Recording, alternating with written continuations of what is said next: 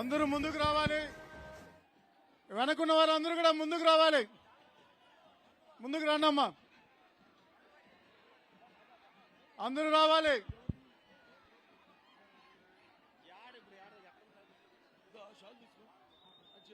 అందరూ రావాలి, ముందుకు రావాలి.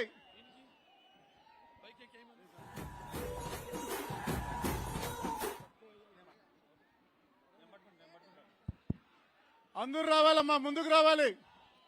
రావాలి.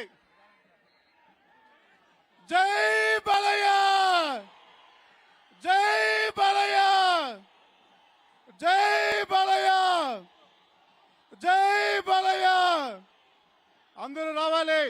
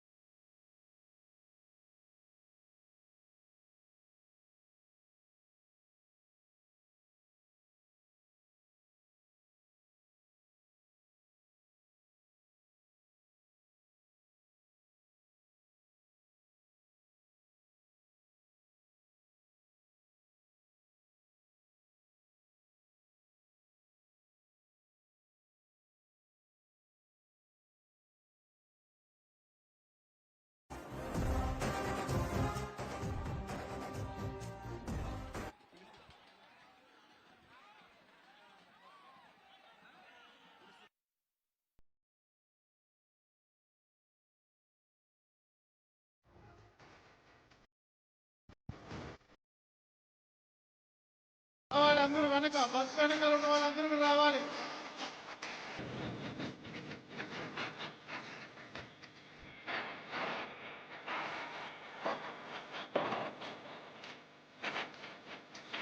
అందరూ రావాలి.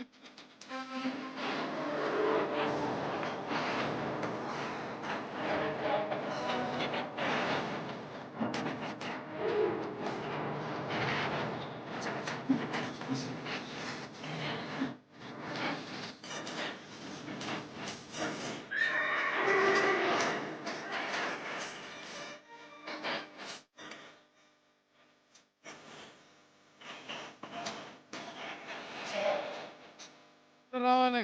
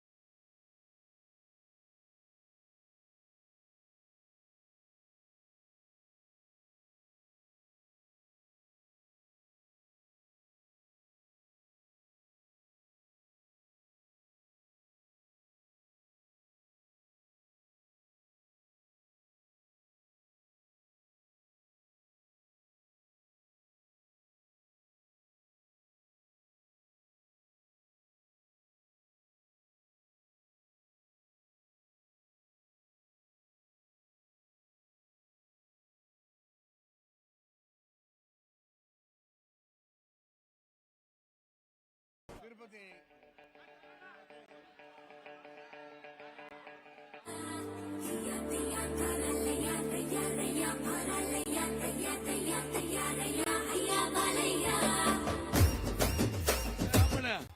ఆపండి.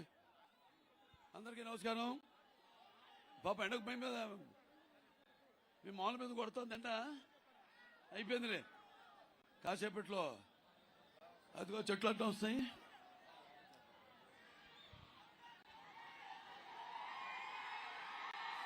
సో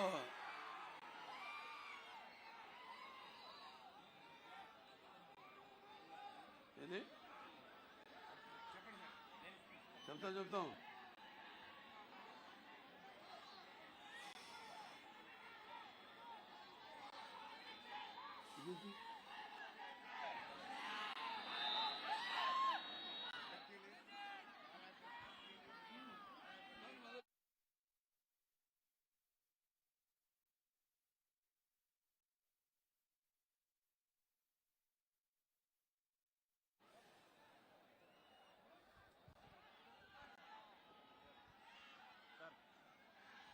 రాసిచ్చారా?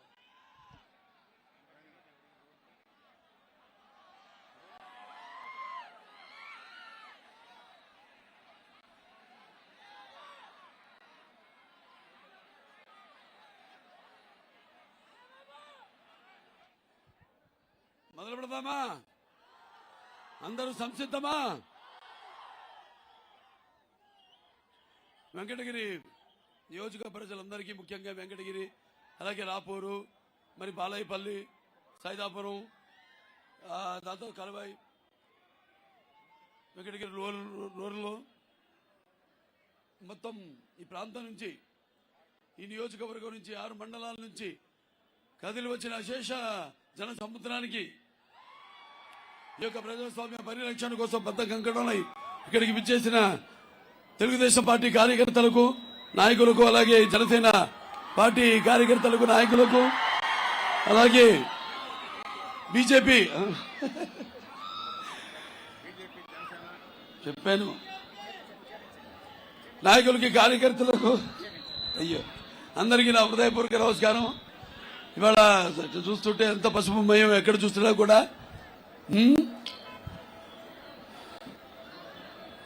ఎదురొచ్చి ఊరి బయట నుంచి కూడా స్వాగతం పలికిన చిట్టి తమ్ముళ్ళు ఉన్నారు ఇక్కడ జెండాలు పట్టుకుని. 82 గుర్తొస్తుంది. నాన్నగారు పార్టీ పెట్టినప్పుడు ఇలాగే ఈ యొక్క జనప్రభంజనం, జనం సముద్రం ఇలాగే కెరటాలు లాగా లేస్తూ,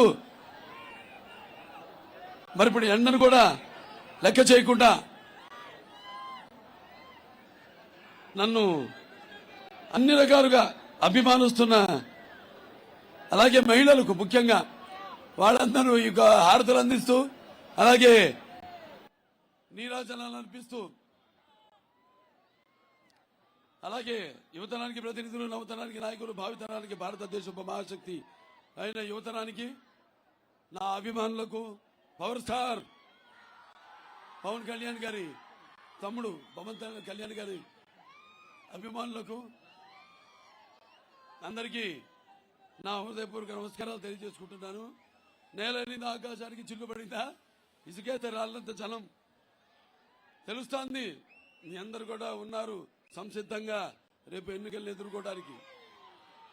ముందుగా మన గత చరిత్ర కొంచెం తెలుసుకునే అవసరం ఉంది. ఎందుకంటే పసుపు అన్నదే నాన్నగారు ఆనాడు పసుపు రంగుని మరి మన పార్టీ రంగుగా ఆయన నిర్ణయించి, పసుపు అంటే శుభానికి చూసుకోవడానికి, అలాగే పసుపు అంటే మన శుభ వేడుకలకు ఆరంభ గీతం, అలాగే పసుపు అంటే ఆరోగ్యానికి ఒక గొప్ప ఆయుర్వేదిక ఔషధం, అలాగే పసుపు అంటే అభివృద్ధికి ఒక నిర్వచనం, అలాగే పసుపు అంటే సంక్షేమానికి నిదర్శనం, అలాగే మన పసుపు అంటే అభివృద్ధికి ఒక ఎగరేసిన కేతనం, అలాగే మన పసుపు అంటే సంక్షేమానికి ఒక నిలువెత్తు రూపం, అలాగే మన పసుపు అంటే మన ఆత్మవిశ్వాసానికి ఒక నిజమైన సంతకం మన పసుపు.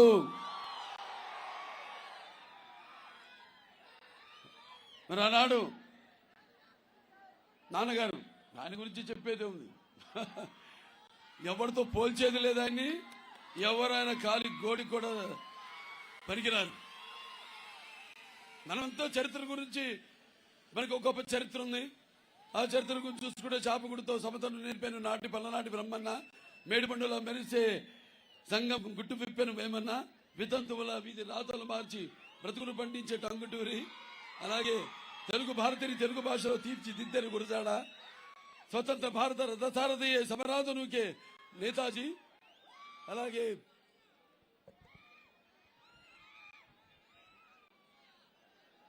సత్యాగ్రహమే సాధనముగా స్వరాజ్యమే తెచ్చే బాబూజీ, గుండుకెదురుగా గుండె నిలిపాను గుండె నిలిపాను మన టంగుటూరి, అలాగే తెలుగు వారికి ఒక రాష్ట్రం కోరి ఆయను అమరజీవి. అటువంటి గొప్ప చరిత్ర, ఒక అంబేద్కర్ గారు పుట్టిన దేశం ఇది.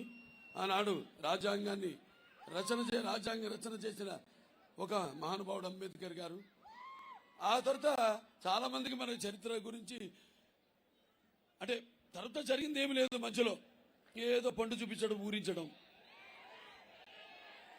మీ ఓట్లు దొబ్బుకోవడం తప్పితే ఆ తర్వాత ప్రజాస్వామ్యానికి ఒక నిర్వచనం కానీ, ఒక పరిపక్వత కానీ, దానికి ఒక అర్థం కానీ ఎవరి ఒక చిన్న మధ్యలో ఒక చీకటి మబ్బు, ఒక నల్ల కారు మబ్బు. అలా ఆ సమయంలో నాన్నగారు నందమూరి తారక రామారావు గారు, ఎన్టీఆర్ అంటే కేవలం నటరత్న నందమూరి తారక రామారావు గారు మాత్రమే కాదు, ఎన్నంటే నటనాలయం, ఆయన ఇల్లే ఒక నటనాలయం, అందులో ఆయన ఒక నటరాజ నటసింహుడు.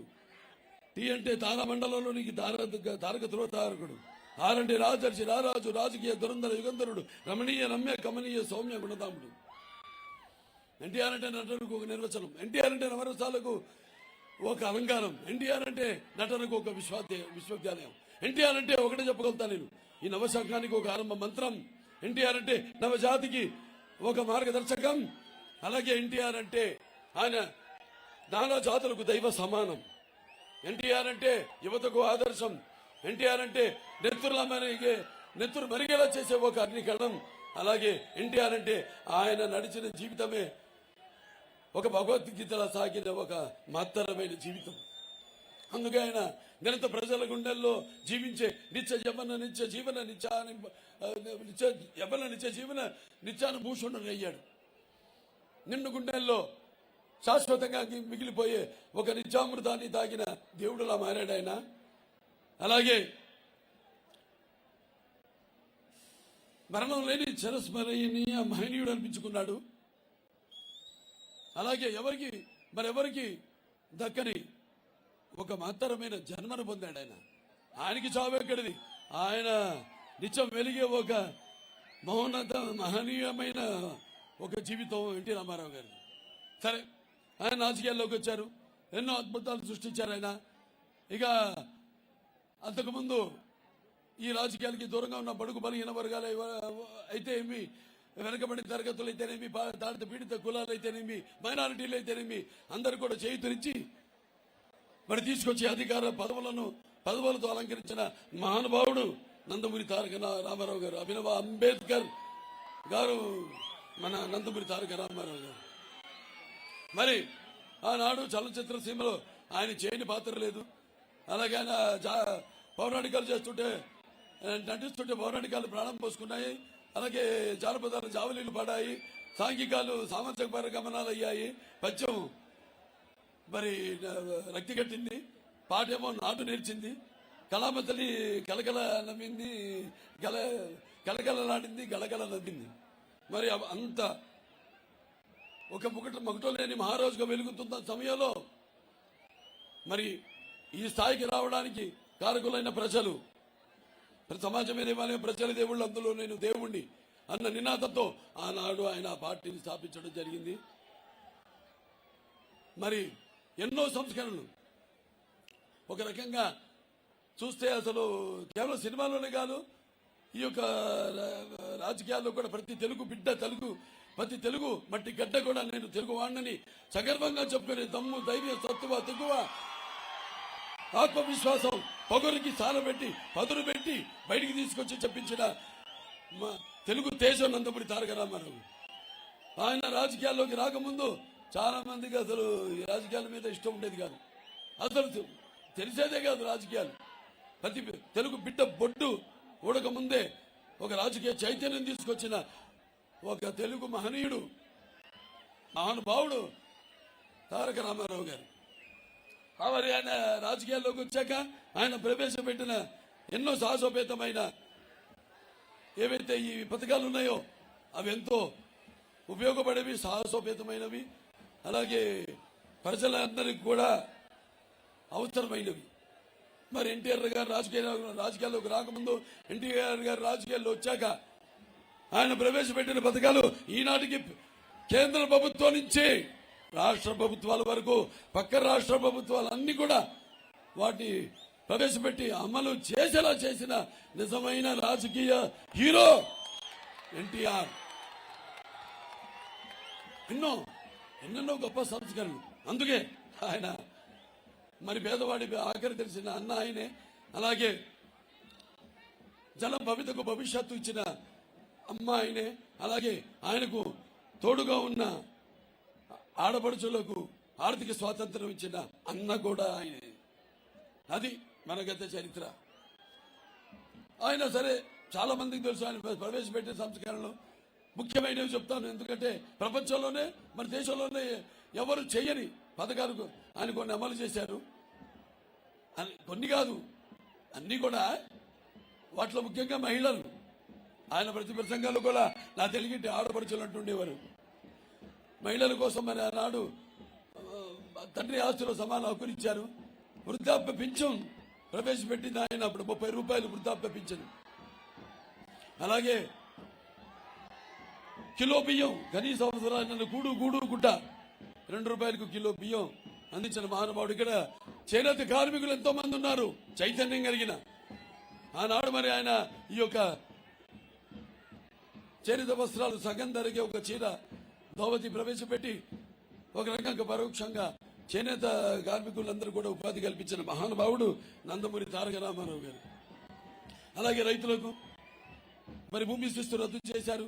50% ఒక యూనిట్ కరెంటు హార్స్ పవర్ ఇవ్వడం జరిగింది. అలాగే ఈ యొక్క గ్రామీణ క్రాంతి పథకం కింద మొత్తం గ్రామాలన్నింటిలో కూడా అన్ని మౌలిక సదుపాయాలతో అభివృద్ధి చేయాలని ఆనాడు ఈ గ్రామీణ ఇది ప్రవేశపెట్టడం జరిగింది. అంటే గ్రామాల యొక్క సర్వోన్నతముఖ అభివృద్ధి కోసం. అలాగే ఈ యొక్క సహకార సంఘాల ఏం చేస్తారు చూస్తారు తమాషా మాట్లాడుతుంటే.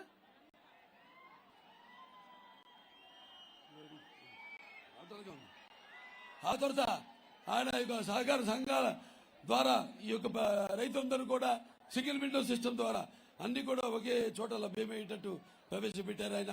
మహిళలకు మరి రిజర్వేషన్ 9%, అలాగే 20% బీసీలకి అయితేనేమి. అలాగే ఈ యొక్క ఎస్సీ ఏదైతే కమిషన్ ఉందో అది ఏర్పాటు చేసి వాడిచ్చిన ఇవన్నీ ఫలాలన్నీ కూడా అమలు చేయడం జరిగింది, సిఫార్సులన్నీ అమలు చేయడం జరిగింది. అలాగే మరి ఈ యొక్క చదువు ఏదైతే ఉందో అందరికి అందించాలని ఈ గురుకుల పాఠశాలలు అయితేనేమి, కేంద్ర విద్యాలయాలు అయితేనేమి, లేకపోతే సంక్షేమ హాస్టల్స్ అయితేనేమి, ఐఐటి అయితే పాలిటెక్నిక్లు అయితేనేమి, క్యాపిటేషన్ ఫీ రద్దు చేసి ధనికులకే లభ్యమైన ఈ ఉన్నత విద్యలు ప్రతి వారి ఇంటి ముంగిడికి తీసుకొచ్చిన విద్యాదాత నందమూరి తారక రామారావు గారు. అలాగే మొదటిసారి మన దేశంలో ఈ యొక్క సామాజిక విప్లవం తీసుకొచ్చి ఏదైతే ఈ 330 తాలూకాలు ఉన్నాయో వాటిలన్నింటినీ 1100 మండలాలుగా విభజించి ప్రజల వద్దకు పాలన తీసుకొచ్చిన మహానుభావుడు నందమూరి తారక రామారావు గారు. అలాగే తర్వాత ఎన్డీఏ చైర్మన్గా ఉన్నప్పుడు మన దేశంలో ఆయన విపి సింగ్ గారు ప్రధానమంత్రిగా ఉన్నప్పుడు ఎన్డీఏ చైర్మన్గా ఉండి ఆయన మొత్తం దేశంలో రైతులంటే అంత ఇష్టం ఆయనకి. ఆయన ఒక రైతు బిడ్డని చెప్పుకునేవాడు ఇప్పుడు ఆయన. ఎందుకంటే ఎవడి గడపాలన్నా, వాడి బుర్ర పనిచేయాలన్నా, వాడు మొత్తం అవయవాలని పనిచేయాలన్నా కూడా ముందు కడుపు నిండా తింటేనే మంచి ఆలోచనలు వచ్చేవి, కష్టపడేది, సమాజానికి దోహదపడేది. అటువంటిది ఆనాడు ఆయన మొత్తం దేశంలోనే 11,000 కోట్ల రూపాయలు రైతులకు అందరికీ ఈ యొక్క శిస్తును రద్దు చేయడం జరిగింది. ఇలాంటివి ఎన్నెన్నో చెప్పుకుంటూ పోతే బోల్డని. సరే, తర్వాత చంద్రబాబు నాయుడు గారు వచ్చారు. ఆయన మానసిక పుత్రిక అయిన ఈ తెలుగుదేశం ఆనాడు హెచ్ఎన్ఎస్ఎస్ కానివ్వండి, లేకపోతే ఈ గాలేరు నగరి కానివ్వండి, తెలుగు గంగ కానివ్వండి, ఇవన్నీ కూడా ఎన్టీ రామారావు గారు మానసిక పుత్రికలు. అభినవ భగీరథుడు అభినవ అంబేద్కర్, అభినవ భగీరథుడు ఎన్టీ రామారావు గారు. తర్వాత ఆయన మానస పుత్రిక అయిన తెలుగుదేశం పార్టీని కూడా అంత క్రమశిక్షణతో ముందుకు నడుపుతున్నారు మన చంద్రబాబు నాయుడు గారు. ఆయన ముఖ్యమంత్రిగా అయినప్పుడు ఇక ఎన్నో అన్ని రకాలుగా ఎంతో అభివృద్ధి చేశారు. మరి అటు ఐటీ రంగం అయితేనేమి, ఉద్యోగాలు ఇప్పించడం అయితేనేమి, ప్రతి కిలోమీటర్కి ఒక ప్రాథమిక పాఠశాల, ప్రతి 3 కిలోమీటర్లకి ఒక అప్పర్ ప్రైమరీ, ప్రతి 5 కిలోమీటర్లకి ఒక హై స్కూల్, ప్రతి మండలానికి ఒక జూనియర్ కాలేజు, ప్రతి డివిజన్కి ఒక ఇంజనీరింగ్ కాలేజు, ప్రతి జిల్లాకి ఒక మెడికల్ కాలేజ్ ఇచ్చిన విద్యాదాత చంద్రబాబు నాయుడు గారు. అలాగే మరి ఐటీ రంగంలో అప్పుడు అవిభక్త ఆంధ్రప్రదేశ్లో ఉన్నప్పుడు ఆయన బ్రాండ్ బహుళ సంస్థలన్నీ కూడా పెట్టుబడి మైక్రోసాఫ్ట్,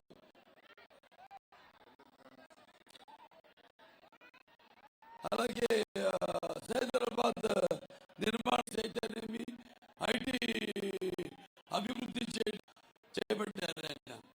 అలాగే రిజర్వేషన్స్ కూడా మహిళలకి ఇచ్చే 50% బీసీలకి, స్థానిక రాజకీయాల్లో చదువు విద్యలో మహిళలకి రిజర్వేషన్, డ్వాక్రా మొదటి డ్వాక్రా సంఘాలు ఏర్పాటు చేసి ఒక మహానుభావుడు చంద్రబాబు నాయుడు గారు చేశారు. అలాగే గ్రామాలన్నీ కూడా సర్వోన్నతముఖ అభివృద్ధి చెందాలని ఏదైతే నాన్నగారు అప్పుడు ఈ క్రాంతి పథకం మొదలుపెట్టారు, గ్రామీణ కాంతి పథకం, దానికి కొనసాగింపుగా మరి నీరు మీరు, క్లీన్ అండ్ గ్రీను, జన్మభూమి, అలాగే వన సంరక్షణ, చెరువుల్లో పూడిక తీతలు, ఇలాంటివి ఎన్నో కార్యక్రమాలు చేపట్టారు. అలాగే ఒక దళిత మహిళలైన ప్రతిభా భారతి గారిని అసెంబ్లీకి స్పీకర్గా చేశారు. అలాగే దళితుడైన మన బాలయోగ్ గారిని ఆయన పార్లమెంట్ స్పీకర్గా చేశారు. అలాగే అబ్దుల్ కలాం గారిని మన దేశపు రాష్ట్రపతిగా చేసింది చంద్రబాబు నాయుడు గారు. ఇది మన చరిత్ర.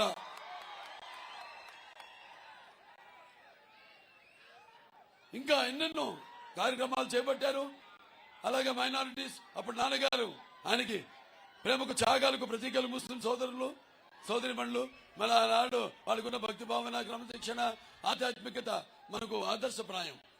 ఇది ఒక వసుదైక కుటుంబంగా ఉండాలి, అందరం కలిసి ఉండాలి. రక్తానికి జాతి లేదు, మాంసానికి మతం లేదు, చర్మానికి కులం లేదన్న దారిలో ఆయన మొత్తం అంటే ఎటువంటి మతాలకు అతీతంగా, కులాలకు అతీతంగా, వర్గాలకు అతీతంగా ఆయన ఈ రాష్ట్ర అభివృద్ధిని చేపట్టారు.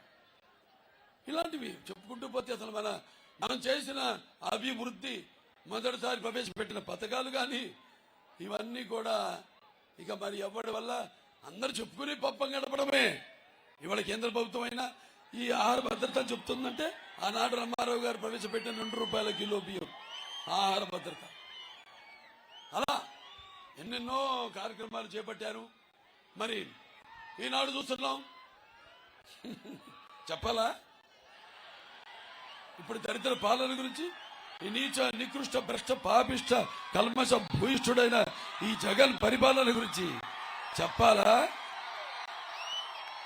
పోలీసులు అడిగని చెప్తారు. మీకు డిఏలు వస్తున్నాయా? ఏమమ్మా మౌన్ తిప్పేసేవాడు, అలౌన్స్ వస్తుందా? సెలవులు ఇస్తున్నారా? ఏజెన్సీ అలౌన్స్లు ఇస్తున్నారా? ఎందుకు బానిస బ్రతుకు? ఉంటే ఒక రౌడీ ఇన్స్పెక్టర్ లాగుండానే, లేదా ఒక లక్ష్మీ నరసింహ. అంటే పాపం వాళ్ళు చెయ్యాలని ఉంది. ప్రభు అన్ని మొత్తం వ్యవస్థలన్నింటినీ నిర్వహణ చేశాడు ఈ పిచ్చోడు. ఏదంటే మేము సిద్ధం ఉంటాడు. దేనికి సిద్ధం? నా పొందా 1600 కోట్ల రూపాయలు జనం ధనాన్ని మొత్తం రాష్ట్రం అంతా హోర్డింగ్లు పెట్టాడు. నేను సిద్ధం సిద్ధం సిద్ధం. దేనికే సిద్ధం? నాకు అర్థం కాదు. నీ యొక్క తల్లిని చెల్లిని ఇంటి నుంచి గెంటేశావు. అలాగే నీ బాబాయ్ చంపేసిన నిందితులకి కాపాడుతూ మరి మీ చెల్లికి మోసం చేశావు. మరి దానికి సమాధానం చెప్పడానికి సిద్ధమా? లేకపోతే ప్రతి సంవత్సరం జాబ్ క్యాలెండర్ ఇస్తానని యువతరానికి చెప్పి మరి మోసం చేసి వాళ్ళని యువతరాన్ని ఈ యొక్క గాంజాకి డ్రగ్గులకి అలవాటు చేసిన మరి వాళ్లకు సమాధానం చెప్పడానికి సిద్ధమా?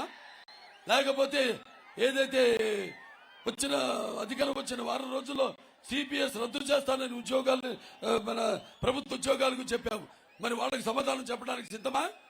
రాష్ట్రానికి రాజ్యం లేకుండా చేసి 3 రాజ్యాల పేరుతో అటు అమరావతి రైతుల త్యాగాల్ని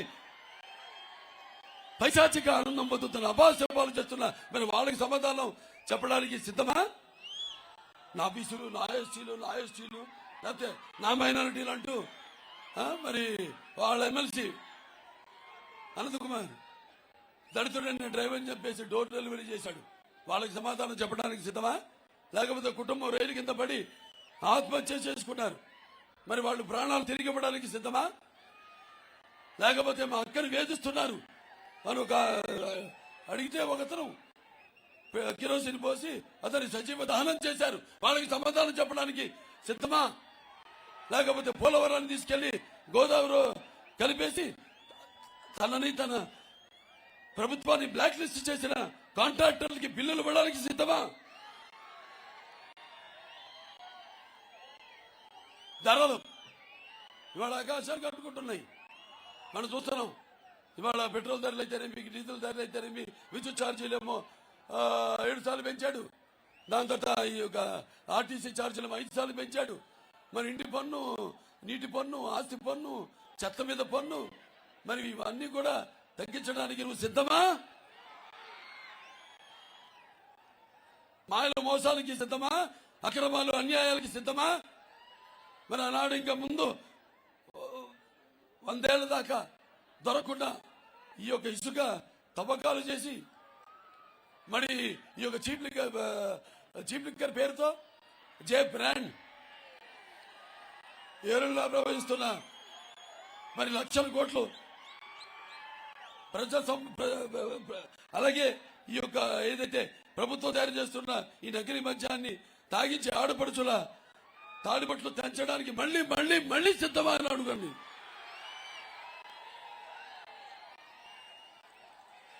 మేము సిద్ధమే.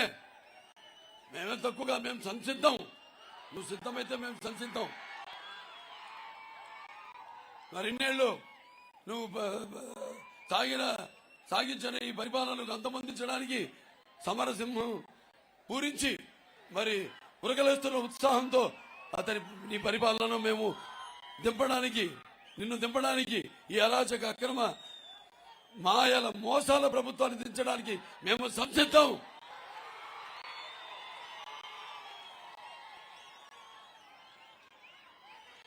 మనం చెప్పాలి. చూస్తున్నాం కళ్ళ ముందు ఏం జరుగుతుంది అభివృద్ధి. ఇవాళ మన వెంకటగిరి మన చేనేతకు ఇక్కడ చీరలు ఏదది, అలాగే ఇక్కడ చీరలు అక్కడ చేనేత కార్మికుల యొక్క ప్రతిభ అంటే మనకి మొత్తం ప్రపంచ నలుమూలలో కూడా ఇక్కడ చీరలు చాలా డిమాండ్ ఉంది. ఇక్కడ చీరలకి అలాగే మన రాష్ట్రానికి కీర్తి తెచ్చిన మరి నాడు ఈ యొక్క చేనేత ఇక్కడ నేతలకు అండగా నిలబడతానని చెప్పి మరి కేజీ ముడిపట్టు రేటు రెట్టింపు చేశాం. దానికి సమాధానం చెప్పడానికి సిద్ధమా? అలాగే మన అల్తూరు జలాశయం పూర్తి చేస్తామని మాటిచ్చారు. మరి దాన్ని పూర్తి చేయలేదు. దానికి సమాచారం చెప్పడానికి సిద్ధమా? అలాగే ఇక్కడ మూతపడిన గోశాసుపత్రి అంటే మనకి దాన్ని ఒక 100 పడగల గదిగా చేస్తామని ఇక్కడ మాట ఇచ్చారు. మరి ఆ మాట నిలబెట్టుకున్నాడు ఇక్కడ ఎమ్మెల్యేని అడుగుతున్నాను.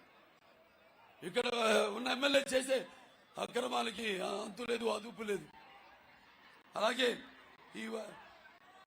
ఈ యొక్క నేను వైసీపీ నాయకులు ఎవరైతే ఈ దోపిడీలు ఇవన్నీ చేస్తారు. ఇదే శ్రద్ధ ప్రజల సంక్షేమం మీద చూపిస్తే ఆనాడు ఒక అవకాశం అని అంటే ఏంటి ఒక అవకాశం? కోడికత్తి, గొడ్డలి, గులక రాయి. ఇవాళ మనకు కావాల్సిన ప్రభుత్వాన్ని ఆనాడు మన ఎంపీలందరినీ గెలిపించమన్నాడు. దాదాపుగా అందరినీ గెలిపించారు. దానివల్ల ఏం జరిగింది? మన రైల్వే జోన్ తీసుకురావడంలో విఫలమయ్యారు. అలాగే మనకు ప్రత్యేక హోదాని తీసుకురాలేదు. అలాగే కేంద్ర ప్రభుత్వం నుంచి నిధులు కూడా తీసుకురాలేకపోయారు. ఇవాళ ప్రభుత్వ ఉద్యోగులకి అప్పు చేస్తే గానీ జీతాలు ఇవ్వలేని పరిస్థితిలో ఉన్నాం మనం ఇవాళ. మరి ఎస్ఎల్ విషయానికి వస్తే ఆనాడు తెలుగుదేశం ప్రభుత్వం అధికారంలో ఉన్నప్పుడు ఎన్నో కార్యక్రమం 25 పథకాలు ముందుకు తీసుకొస్తే వాటిలన్నింటినీ రద్దు చేశాడు అధికారంలోకి రాగానే. మరి ఎంతో మందిని పొట్టను పెట్టుకున్నాడు. డాక్టర్ సుధాకర్ అయితేనేమి, లేకపోతే జడ్జి రామకృష్ణ అయితేనేమి, తన ఎవరిని వ్యతిరేకిస్తే తన విధానాన్ని మరి ఎంతో మంది ఈ ఎస్సీ పేదలకు శిరోమండనం చేయించాడు. అలాగే ఈ రాజధాని మీద ఎవరైనా నాయకులు ఉద్యమిస్తే వాళ్ళ మీద ఎస్సీ ఎస్టీ కేసులు పెట్టాడు. ఇది చేసిన నిర్వాహకం మన తెలుగుదేశం ప్రభుత్వం. ఆనాడు మరి ఈ దళిత ఎవరైతే పేద యువకులున్నారో వాళ్ళందరూ కూడా సబ్సిడీతో కూడిన రుణాలు ఇచ్చి, ఇన్నోవా కార్లు ఇచ్చి వాళ్ళకి జీవన ఉపాధి కల్పించాం. అలాగే ఎవరైతే ఈ దళిత యువ పారిశ్రామికవేత్తలు ఉన్నారో వాళ్ళందరూ కూడా మనం రుణాలు 1 కోటి రూపాయలు వాళ్ళకి రుణం కాదు ఆర్థిక సహాయం చేయడం జరిగింది. ఇప్పుడు ఇవాళ ఉన్న ఈ యొక్క ఏదైతే అంబేద్కర్ గారి పేరుతో ఈ విదేశీ విద్య ఉందో ఆ పేరు మార్చేసి వాళ్ళ జగన్ విదేశీ విద్య అని పెట్టుకున్నాడు. రేపు తెలుగుదేశం అధికారంలోకి రాగానే మళ్ళీ అంటే నిర్వీర్యం చేశాడు. ఎవరిని ఒక్కడిని పంపాడా విదేశానికి? ఏ వర్గంలోనైనా ఒక పేద విద్యార్థిని పంపించాడా? ఎవరికైనా ఒక రుణం ఇప్పించాడా? రేపు తెలుగుదేశం రాగానే అధికారంలోకి తప్పకుండా ఈ యొక్క అంబేద్కర్ విదేశీ విద్యను పునరావృతం చేస్తామని, అలాగే ఏదైతే ఈ కార్పొరేషన్ ఉందో దాని ఫైనాన్స్ కార్పొరేషన్ దాని ద్వారా రుణాలు ఇప్పిస్తామని, అలాగే ఈ యొక్క బెస్ట్ అవైలబుల్ స్టడీస్ అందజేస్తామని, అలాగే ప్రతి ఎస్సీ పేద కుటుంబానికి 2 ఎకరాల కొనుగోలు భూమి మీకు ఇస్తామని, అలాగే ఈ సివిల్ సర్వీసెస్ కి వెళ్లే వాళ్ళకి ఫ్రీ కోచింగ్ ఇస్తామని కూడా ఈ సందర్భంగా మీ అందరికీ తెలియజేస్తున్నాను. మరి వాళ్ళ అప్పుల భారం చూడాలి మీరు. 12 లక్షల కోట్ల రూపాయలు, అతను ఇచ్చేదేమో 2.5 లక్షల కోట్ల రూపాయలు. మరి మిగతా 10 లక్షల కోట్ల రూపాయలు ఏమైనట్టు? మహిళలకేమో ఇంటికి ఎంతమంది బిడ్డలుంటే అంతమంది బిడ్డలకి 15,000 ఇస్తానన్నాడు. చివరికి ఒక బిడ్డకి ఇస్తున్నాడు. మరి రేపు మీ భూములు కూడా మీవి కావు. ఇవాళ మనం ఉద్యోగాల కోసం వలసి కొందరు వెళ్తున్నాం. కానీ రేపు జరగబోయేది ఏంటంటే మీ భూమి ఒక కొత్త చట్టం తెచ్చి అతని పాస్బుక్ మీద అతను బొమ్మ వేసుకుని రేపు ఆ పుస్తకాలు అతని దగ్గర పెట్టుకుని దాని మీద అప్పు చేసి రేపు మీరు మీ భూమి మీద మీకు అప్పు కావాల్సి వస్తే మీరు అప్పు చేసుకోలేని పరిస్థితి రేపు రాబోయే భవిష్యత్తులో గుర్తుపెట్టుకోండి. అంటే మనల్ని కూడా ఈ రాష్ట్రం నుంచి ఇక ఇలాగే ఉపేక్షిస్తే మన రాష్ట్రాన్ని కూడా ఒక శ్రీలంకలాగా తయారు చేస్తాడు ఈ జగన్. అలాగే ఈ ఎస్సీలో ఏబిసిడి ఏదైతే వర్గీకరణ ఉందో ఆనాడు మరి వర్గీకరణ చేసి ఈ యొక్క శాసనసభ ఆమోదం పొంది కేంద్ర ప్రభుత్వానికి పంపించి మరి 22 పైచులకు ఉద్యోగాలను మనం తీసుకురావడం జరిగింది. మొన్న కూడా మనం శాసనసభలో ఈ ఎస్సీ వర్గీకరణ ఆమోదం పొంది కేంద్ర ప్రభుత్వాన్ని పంపడం జరిగింది. దాని తప్పకుండా రేపు తెలుగుదేశం మన కూటమి అధికారంలోకి రాగానే దానికి చట్టబద్ధమైన గుర్తింపు తీసుకొచ్చి మళ్ళీ మనకి అదనపు ఉద్యోగాలు తీసుకొస్తామని సందర్భంగా తెలియజేసుకుంటున్నాను. ముస్లింలు ఉన్నారు, అన్ని వర్గాల వాళ్ళకి ఎన్నో చేశాం. ప్రపంచంలో మొట్టమొదటిసారిగా నాన్నగారు ఉన్నప్పుడు మరి ఆయన మైనారిటీస్ ఫైనాన్స్ కార్పొరేషన్ పెట్టడం జరిగింది. అలాగే పిల్లలకి చదువులు అందించడానికి చంద్రబాబు నాయుడు గారు అప్పుడు ఈ ఉర్దూ ఇంగ్లీష్ మీడియంలో ఈ గురుకుల పాఠశాలలు అయితేనేమి, లేకపోతే ఈ యొక్క జూనియర్ కాలేజీలు అయితేనేమి, ఐఐటి అయితేనేమి, పాలిటెక్నిక్లు అయితేనేమి కాలేజీలు తీసుకురావడం జరిగింది.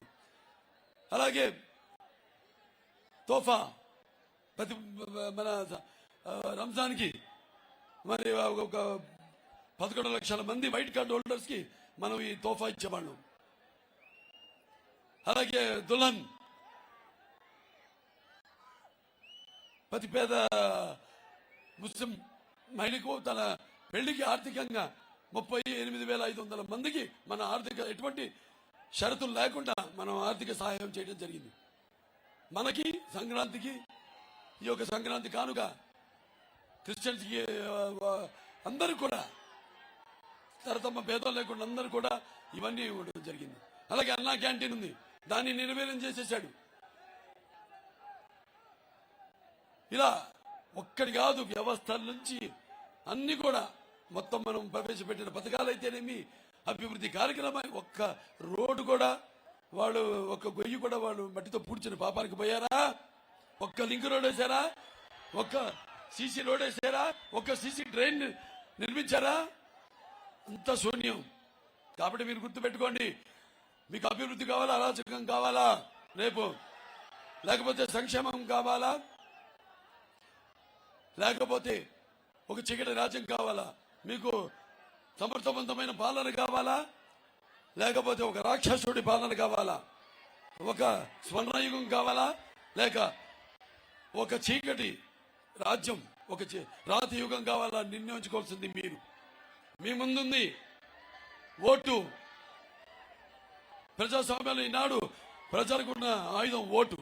ఆ ఓటుని సద్వినియోగపరుచుకుని మరి మీ యొక్క ప్రజాస్వామ్య సంరక్షణ కోసం, సరైన ప్రతినిధులను ఎన్నుకోవడం కోసం, అలాగే సమాజ స్థాపన కోసం, సమాజంలో ఉన్న వ్యత్యాసాలను తొలగించడం కోసం, అలాగే సామాజిక న్యాయం అందించడం కోసం ప్రతి ఒక్కరూ వినియోగించవలసిన పరమ పవిత్రమైన ఆయుధం ఓటు. ఆ ఓటుని మీరు వెల కట్టి కుదువ పెట్టి మీ స్వార్థానికో మీ స్వప్రయోజనానికో వినియోగించుకున్నారంటే మీ యొక్క ఓటుని మీరు దుర్వినియోగపరుచుకున్నట్టు అవుతుంది. అలాగే మీ స్వాతంత్రాన్ని, మన ప్రజాస్వామ్యాన్ని మీరే హత్య చేసిన వాళ్ళు అవుతారు. గుర్తుపెట్టుకోండి. ఇవాళ మొత్తం 3 పార్టీలు కలిశాయి.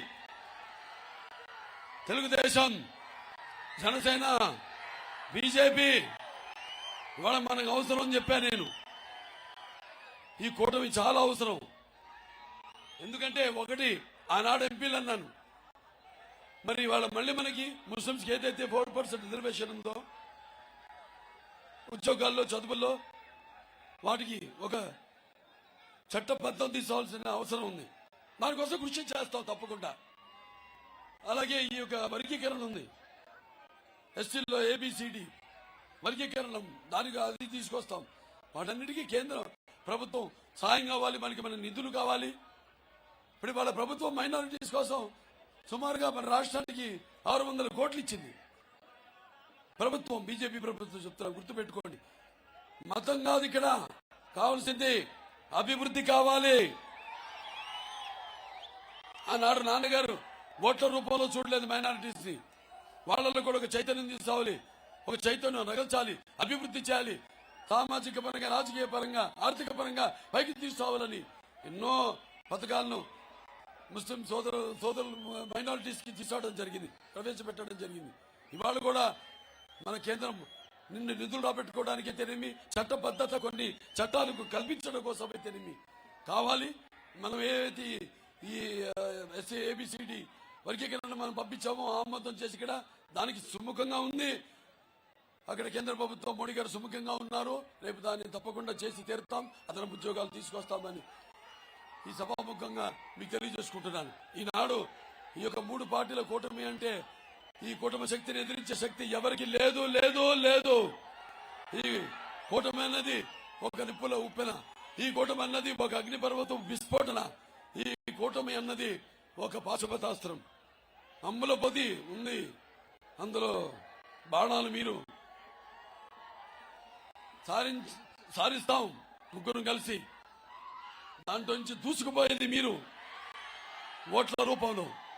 రేపు జరిగే ఎన్నికల్లో మీరంతా కూడా ఎవరైతే ఉన్నాడు ఇతను ఎవరు లక్షల కోట్ల పక్షకుడు, పక్షపాత రూపకుడు, అవినీతి అర్పకుడు, కుంభకోణాల కీచకుడు, ముఖ్య కంత్రి మహామూర్ఖుడు,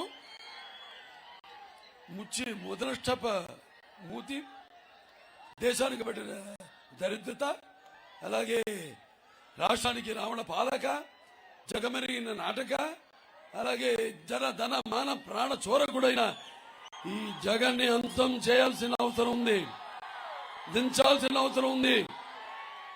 అందుకు మొత్తం అందరూ కూడా ఇక్కడి నుంచి పసుపు దండు బయలుదేరితే అక్కడ జగన్ గుండెల్లో దడ మొదలయ్యింది. పిచ్చి పిచ్చి వేషాలు వేస్తున్నాడు, పిచ్చి ముదిరింది. నేను ఒంటరి వాడిని అంటాడు. ఎవడి మాట వినడు, సలహాదారులు పెట్టుకున్నాడు. ఒక్కడి మాట వినడు. ఎంతమంది 100 మంది సలహాదారులు అంటే పిచ్చోడికి. మనం వెళ్తే మనం ప్రజలతో కూర్చుని ఆనాడు మరి నాన్నగారు ప్రజావేదికని పెట్టి మరి చంద్రబాబు నాయుడు కూడా ప్రజావేదిక పెడితే దాన్ని కూల్చడంతో మొదలు పెట్టాడు.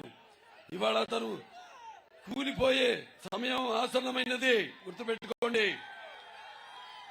మీరంతా కూడా ఇలాగే, మన కుటుంబం ఇలాగే, ఎలాగైతే ఈనాడు ఈ యొక్క రక్తానికి జాతి లేదు, మాంసానికి మతం లేదు, చర్మానికి కులం లేదు, ఎలాగైతే మీరంతా ఒక సంఘటిత శక్తిగా ఆనాడు ఎలాగైతే తెలుగుదేశం పార్టీ పుట్టిందో, శ్రామికుడి చెమటల్లో నుంచి, కార్మికుడి కరిగిన కండరాల్లో నుంచి, రైతు కూలీల రక్తంలో నుంచి, అలాగే పేదల కన్నీటిలోంచి, కష్టజీవుల కంటి మంటల్లో నుంచి, అన్నార్థుల ఆక్రందనలో నుంచి పుట్టింది ఆనాడు తెలుగుదేశం.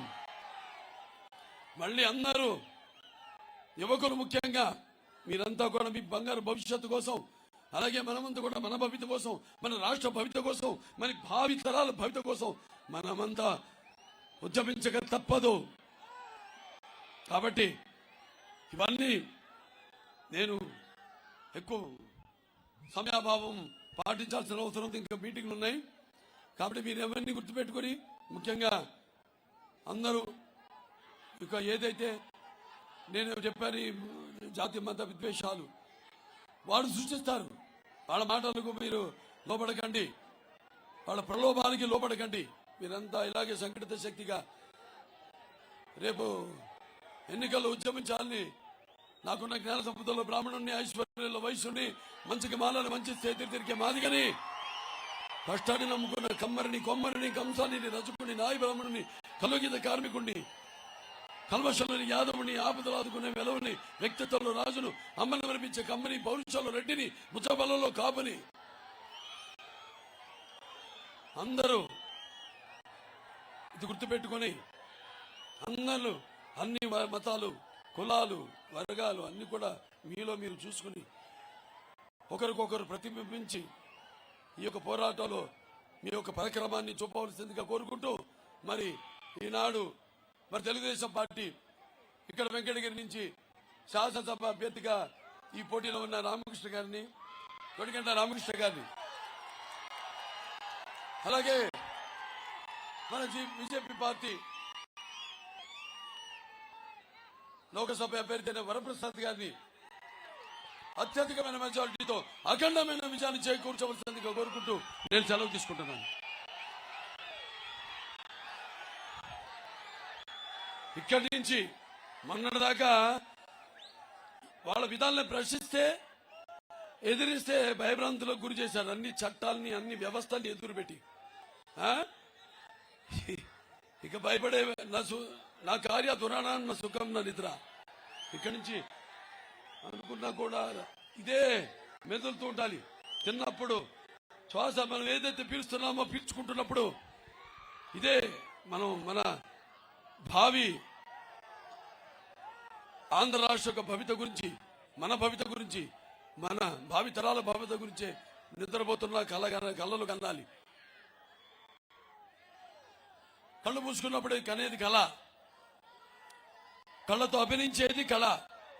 నిద్రపోతున్నప్పుడు కనేది కళ, నిద్రపోతున్న సమాజాన్ని మేల్కొల్పేది కళ. మీరందరూ కూడా గుర్తుపెట్టుకుని రేపు సైకిల్ 2 ఓట్లు సైకిల్ గుర్తుకి వేసి మన తెలుగుదేశం పార్టీ శాసనసభ అభ్యర్థి, అలాగే మన తెలుగుదేశం పార్టీ లోక్సభ అభ్యర్థి బీజేపీ కమలానికి మన బీజేపీ వరప్రసాద్ గారి కమలానికి